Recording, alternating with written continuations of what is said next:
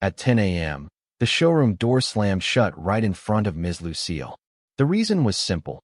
Her clothes did not meet the brand standards. Shaq stood behind his mother. His size 23 shoes hit the hot pavement. He felt the old pain of being poor in Newark. He wanted to buy the whole store. But first, he wanted an apology for his mother. The hurdles were rich people's pride and the secret rules of high society. A phone call to the company president at 10:30 would change everything. Who was the real boss of this game? The story started 3 hours earlier in a small kitchen in Newark. The clock on the wall read 7:30 in the morning. The smell of cheap coffee filled the room. An old ceiling fan turned above the table. It squeaked with every slow spin. Shaq sat on a wooden chair. The chair had metal braces under the seat. His mother had them added years ago, just for him. His knees rose almost to his chest. He was too big for this small kitchen. He was too big for most rooms. But this was the one room where he never felt out of place. His mother, Ms. Lucille, stood by the stove. Her hands were rough and cracked. Years of hard work had shaped them. She flipped through an old newspaper while the eggs cooked. Her eyes stopped on a page near the back. It was a car advertisement. A red sports car shined under bright studio lights. She did not smile. She just stared at the picture for a long moment. "You know," she said quietly, "in 1982, our old car broke down on a Tuesday." Shaq looked up from his coffee cup. He knew this story. He had heard it many times. But he never stopped her when she wanted to tell it again. "I had to walk 4 miles in the rain," she continued. "My shoes filled with water. I was heading to my 3rd job of the day. I could not be late. We needed every dollar." She folded the newspaper and set it down. Then she smiled, the way she always did after telling a hard memory. She never let sadness stay too long on her face. Shaq watched her hands shake slightly as she poured his coffee. He noticed everything about her these days. The small tremors, the tired eyes, the way she still counted her coins before every trip to the store. He was worth more than $400 million. Yet his mother still clipped coupons from the Sunday paper. She still bought the cheapest eggs on the shelf, even the ones close to their expiration date. She still folded 50-cent coupons into her old leather wallet like they were treasure. Shaq never told her to stop. He understood why she did it. Some habits do not come from need. They come from memory. And memory is hard to let go of, even when the danger is long gone. He remembered being a boy in this same kitchen, back when the walls needed paint and the pipes rattled loudly every winter. His mother worked 3 jobs back then. She cleaned offices at night. She washed dishes at a diner during the day. On weekends, she sold plates of fried chicken to neighbors just to cover the light bill. Shaq had been tall for his age, even as a child. Strangers on the street often assumed he was older than he really was. Teachers sometimes expected more from him because of his size, forgetting he was still just a boy learning how the world worked. His mother never let him forget where they came from, even after the money arrived. She kept the same wooden spoon she used to stir beans on this stove for 30 years. She kept the same chipped blue mug for her coffee, refusing every new set he tried to buy her. "Things don't make a person," she used to tell him. "Choices make a person. Remember that, no matter how big your house gets." He had carried that lesson with him through every arena, every contract, every flashing camera in his career. Underneath the fame, underneath the size of his bank account, he still felt like that same boy. He watched his mother's tired hands move across the stove. That morning, watching her stare at the picture of the red car, something in his chest tightened. He thought about all the mornings she woke up before the sun to make sure he had breakfast before school. He thought about the years she sacrificed so he could chase a dream that seemed impossible for a boy from their neighborhood. He had given her a house years ago. He had given her cars, jewelry, vacations to places she once only saw in magazines. She accepted all of it with grace, but he always sensed she never fully believed she deserved such things. Some part of her still stood in the rain in 1982, walking toward a job that barely paid enough to survive. He wanted, more than anything, to change that feeling inside her, not with another gift she would quietly set aside. Something different this time, something that would prove, once and for all, that the world could treat her the way she deserved to be treated. That morning, something in him shifted. Maybe it was the way she looked at that car photo. Maybe it was the story about the rain and the long walk. Whatever it was, he made a decision right there at the table. Today, he said, you're going to have that red Ferrari. Ms. Lucille laughed, thinking he was joking. Boy, stop playing with me. I'm not playing, Shaq said. His voice was calm, the way it always was. Put on your warmest coat. We're going for a ride. He did not explain his full plan. He rarely did. He believed that actions carried more weight than words. If he told her everything now, she would try to talk him out of it. She always worried about spending too much, even when the money was his to spend. His goal was simple, but it was not really about the car. It was about healing an old wound. A wound that had never fully closed since that rainy night in 1982. He wanted his mother to feel something, just once. He wanted her to walk into a place built for wealthy people and be treated like she belonged there. But there was a risk. If things went wrong, the hurt could return, sharper than before. The world of expensive showrooms and shiny floors was not always kind to people like his mother. If she felt small there, if she felt judged, the wound might open wider than it had ever been. Shaq knew this risk. He decided to take it anyway. They drove across town in his old delivery van. It was not fancy. It had a dent on the back door and a cracked side mirror. Shaq liked driving it. It reminded him where he came from, and it never drew attention on the road. The van pulled up outside Apex Exotic Motors. The building stood tall, with glass walls that reflected the morning sun. Inside, the floor gleamed like polished ice. Rows of sports cars sat under soft white lights, each one worth more than most houses in Newark. Ms. Lucille froze the moment she saw the entrance. She looked down at her gray sweatpants. She looked at her son's plain white t-shirt, the $15 kind he always wore, even now. We don't belong here, Shaquille, she whispered. Her voice cracked slightly on his full name. She only used it when she was nervous or when she meant something with her whole heart. Shaq did not argue with her. He never argued with fear using more words. Instead, he reached down and took her hand. He gave it one firm, steady squeeze. He said nothing at all. His silence was not empty. It was full of certainty. It told her, without a single word, that everything would be fine. That he was there. That nothing in this building could hurt her while he stood beside her. Slowly, her shoulders relaxed. She took a breath and nodded once. Together, they walked toward the side entrance, away from the grand glass doors at the front. Near the back of the building, a man leaned against the wall.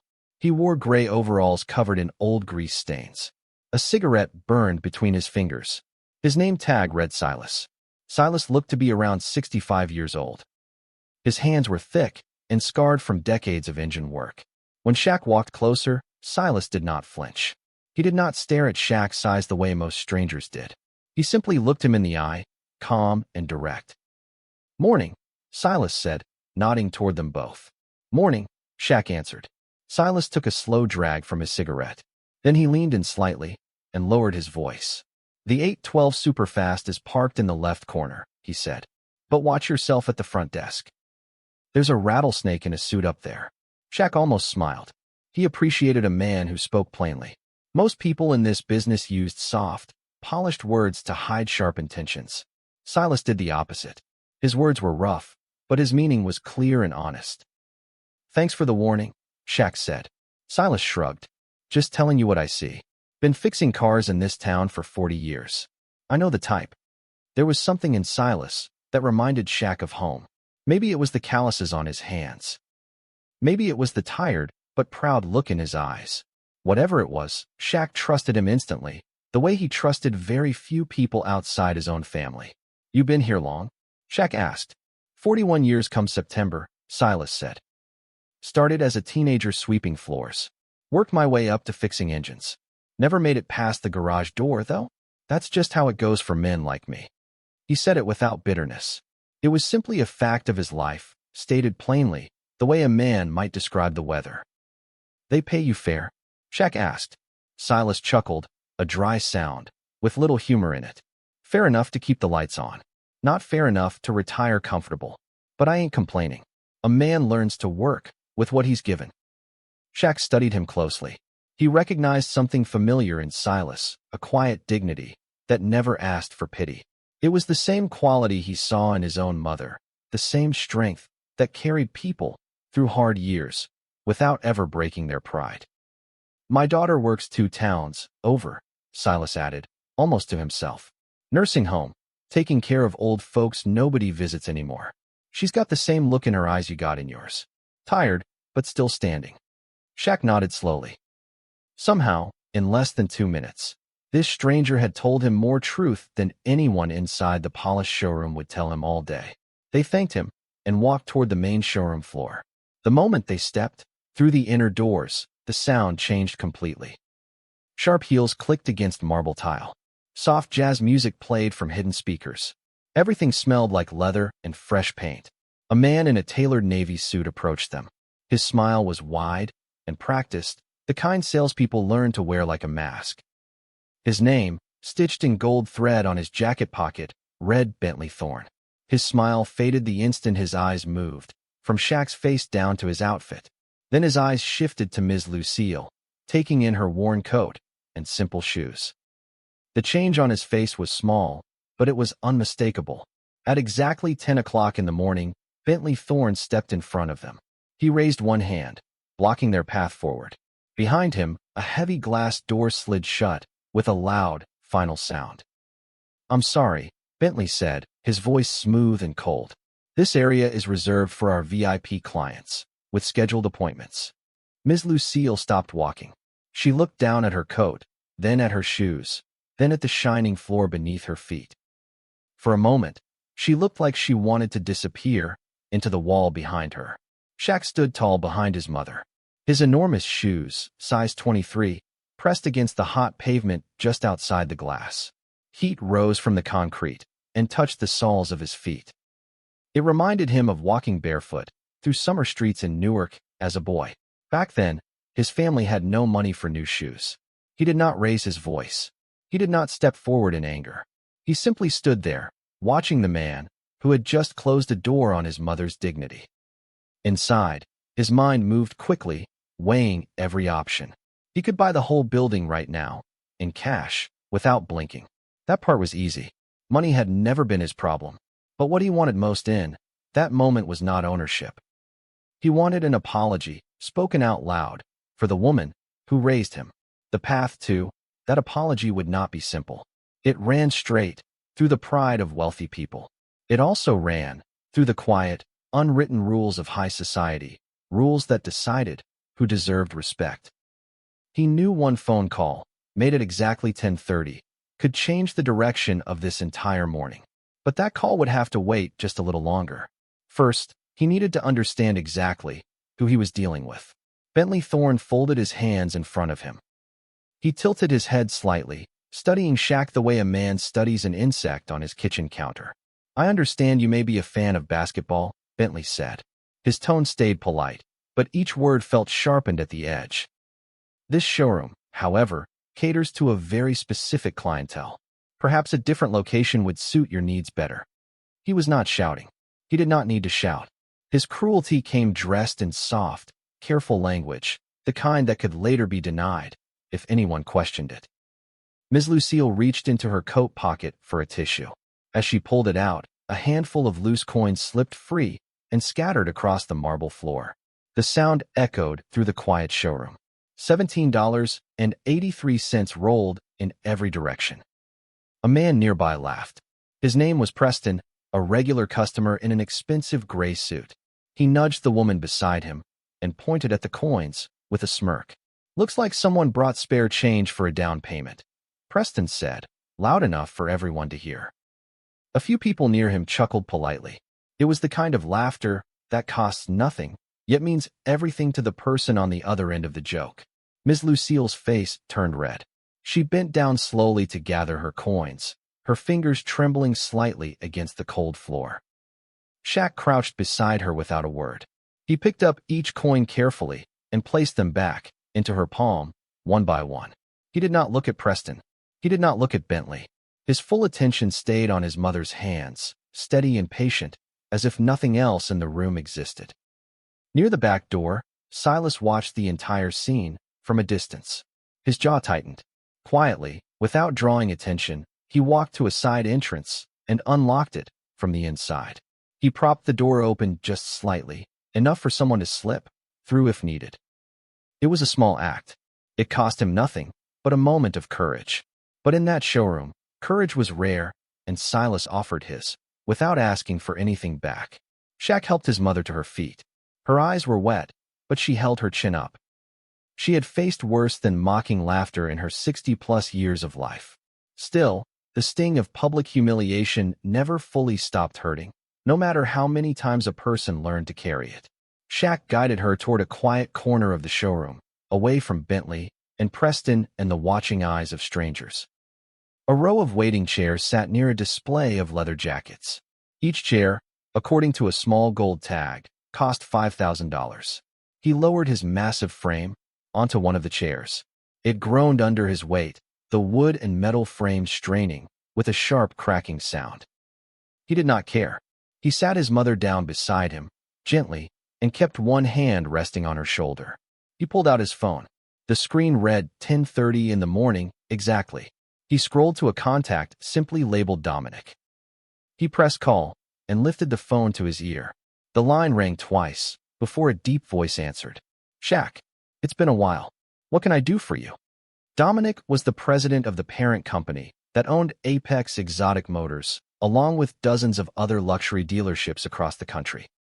He and Shaq had crossed paths years earlier during a charity event that raised money for children's hospitals. They were not close friends, but they respected each other. "I'm standing in one of your showrooms," Shaq said. His voice was calm, almost gentle. "Your manager just closed the VIP doors on my mother because her coat didn't meet your brand standards." There was a pause on the line. "Which location?" Shaq told him. Another pause followed, longer this time. "Put him on the phone," Dominic said. Shaq did not stand up. He did not raise his voice to call Bentley over. He simply looked in his direction and waited. The showroom had grown quiet enough that everyone nearby understood something serious was happening, even without hearing the words. Bentley approached slowly, his confident posture, from earlier now stiff and uncertain. Shaq handed him the phone, without a single word. "This is Bentley Thorne," he said, into the receiver. His voice, so smooth minutes earlier, now wavered slightly at the edges. The room stayed silent, while Dominic spoke on the other end. No one could hear his exact words, but everyone could watch the color drain slowly from Bentley's face. "Sir, I was simply following our dress code policy," Bentley said, his tone rising in pitch. "We have standards to maintain for our clientele." He stopped mid-sentence. Whatever Dominic said next cut through his excuse completely. "Apologize to that woman," Dominic's voice carried through the phone, loud enough now for those standing closest to hear.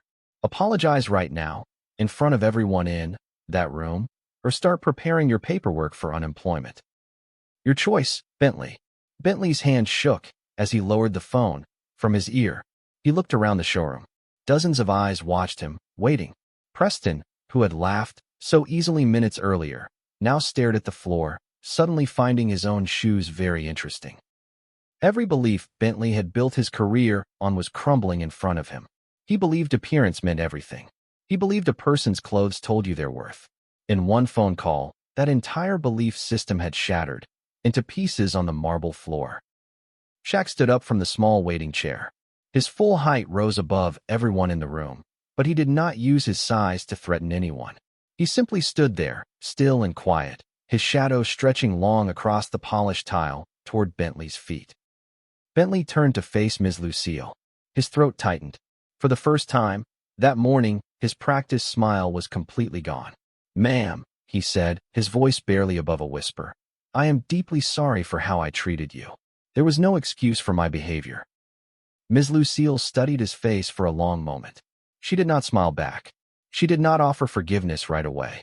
She simply nodded once, accepting the apology, without pretending the hurt had disappeared. Word of the phone call spread quickly through the showroom staff. Within minutes, a bright red Ferrari 812 Superfast was rolled out to the center of the floor. Its price tag, displayed on a small silver plate, read $412,500. An employee handed the keys to Bentley, who then carried them, with visibly shaking hands, over to Shaq. Shaq did not take the keys. Instead, he turned and placed them gently into his mother's palm. Ms. Lucille stared down at the small silver keys in her hand. Tears filled her eyes, but they were different tears than before. These were not tears of shame. They were tears of something else entirely, something closer to being seen, fully and completely, for the very first time in that building. "This isn't about the car," Shaq said quietly, kneeling slightly so he could look directly into her eyes. "This is about you never having to feel small again." She reached up and touched his cheek with her rough, familiar hand. Neither of them said anything else. Some moments do not need more words. Shaq then asked to speak with the store's general manager. Paperwork was brought out within the hour. He was not there to simply purchase a car. He signed documents to acquire 51% ownership of the entire Apex Exotic Motors dealership, making him the majority owner on the spot. News of the sudden ownership change spread through the building like a fire through dry grass. Employees whispered among themselves, unsure what it meant for their jobs. Bentley stood near the front desk, pale and silent, waiting to learn his fate. By early afternoon, lawyers from the parent company arrived carrying thick folders of transfer paperwork. They moved through the showroom with quiet efficiency, speaking in the careful language of contracts and ownership clauses. Bentley approached Shaq once the lawyers had settled into a back office. His confidence from that morning was completely gone now. "Please," Bentley said, his voice low and desperate. "I have a mortgage. I have debts. This job is all I have left. I made a terrible mistake this morning, but please, don't take everything from me." Shaq studied him for a long moment. Part of him wanted to walk away, without another word. Bentley had humiliated his mother in front of strangers, using nothing but cold judgment and empty pride. That kind of cruelty deserved consequences. But another part of Shaq remembered something his own mother had taught him back in that small Newark kitchen many years ago. She always said that punishment without a lesson simply creates more anger in the world. Real change came from teaching, not just from tearing someone down. Around the showroom, other employees still carried traces of the same arrogance Bentley had shown that morning. Some avoided looking directly at Ms. Lucille. Others whispered quietly behind gloved hands. The problem, Shaq realized, was bigger than just one man in a Navy suit. He thought about all the times growing up when someone judged him first and asked questions later. Teachers who assumed he would cause trouble because of his size. Store clerks who watched him closely, waiting for him to steal something he never intended to touch. He knew what it felt like to be sized up before anyone learned his name. Bentley's cruelty was not new to him. It was simply the same old story wearing a different suit. And Shaq had learned long ago that anger alone rarely changed a person's heart. Sometimes a harder lesson, delivered with purpose, worked far better than any punishment ever could. He decided what needed to happen next. The following morning, Shaq called an emergency meeting inside the showroom. Every employee stood in a wide circle near the front entrance, unsure of what to expect. Ms. Lucille sat nearby in a comfortable chair, watching quietly. "Take down that sign," Shaq said, pointing toward a small plaque near the entrance. It read, "VIP clients only, by appointment." An employee removed the sign without hesitation. The room felt different once it was gone, lighter somehow, as if a heavy weight had lifted from the air itself. Shaq then turned to Silas, who stood near the back of the group, still wearing his grease-stained overalls from the day before. "Silas," Shaq said, "starting today, you're the new head of our service department. You'll also help train every salesperson on this floor about how to treat people who walk through that door." Silas blinked in surprise. His weathered hands tightened briefly at his sides. "I'm just a mechanic," he said quietly. "You're the only person here who looked me in the eye yesterday without judging what I was wearing," Shaq answered. "That matters more than any suit or sales record." Murmurs moved through the crowd, but no one argued. Shaq's calm certainty left little room for pushback. Then he turned to Bentley, who stood near the edge of the circle, head lowered. "You're not fired," Shaq said. Bentley looked up, surprised. "But you're going to spend the next week wearing Silas's old overalls. You'll clean the customer restrooms. You'll wash the floors used by everyday people, not just the ones who come in expensive cars." Bentley's face flushed with embarrassment, but he did not argue. Perhaps some part of him understood he was being given something valuable, a chance most people never receive, after making such a public mistake. A few employees exchanged glances, unsure whether to laugh or stay silent. No one had ever seen a manager reassigned to mop duty in front of the entire staff. Yet something about the fairness of it settled the room. It felt less like revenge and more like balance finally being restored. After that week, Shaq continued, you'll shadow Silas on the service floor. You'll learn what it actually takes to fix a car, not just sell one. Maybe you'll learn something else too, along the way. Over the following days, something shifted inside the building. Bentley scrubbed floors in silence, his tailored suits replaced by simple gray coveralls. Customers who once received cold, judging glances now found themselves greeted warmly, regardless of what they wore, through the front door. By the end of the week, something in Bentley's posture had changed. He moved slower, more thoughtfully.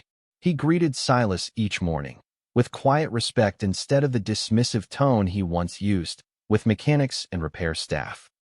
One afternoon, Silas found Bentley kneeling beside a car engine, trying to loosen a stubborn bolt.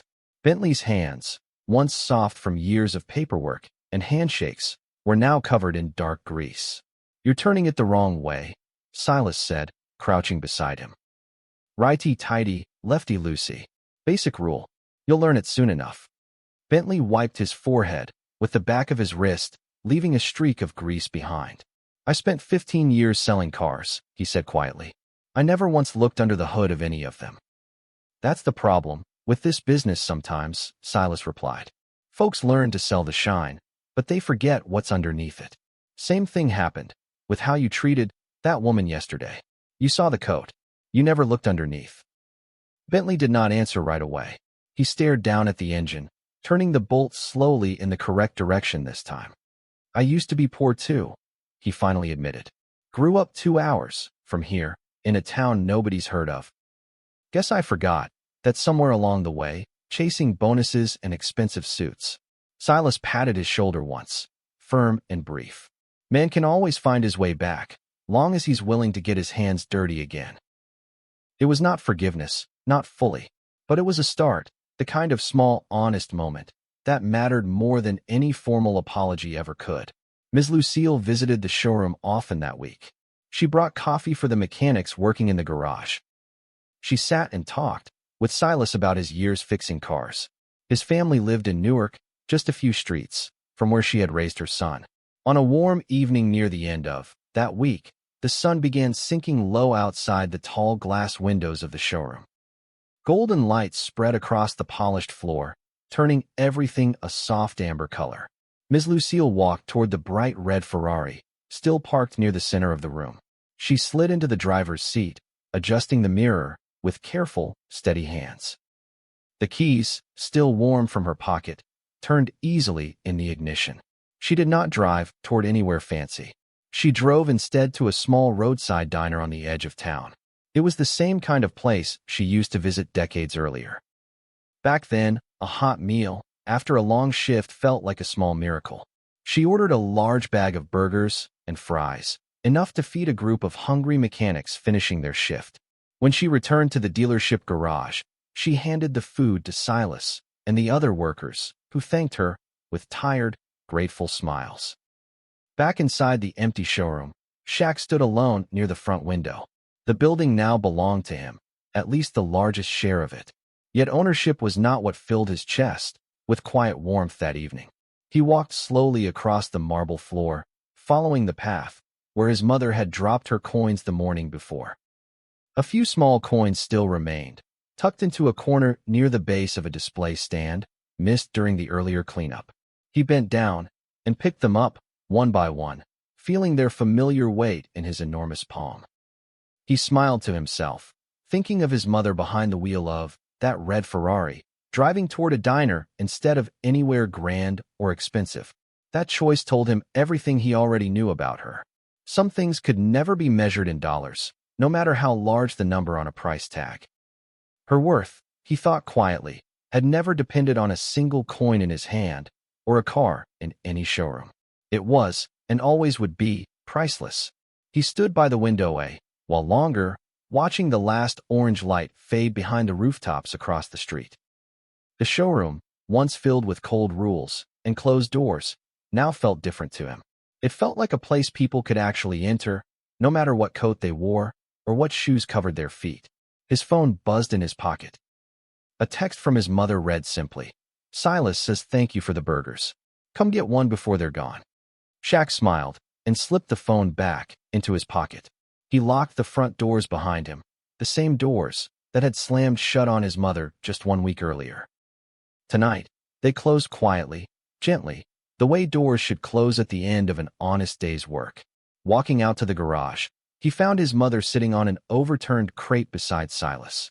Both of them were laughing about something one of the younger mechanics had said. Grease stains covered the workbench nearby. A half-eaten burger sat wrapped in paper next to a can of soda.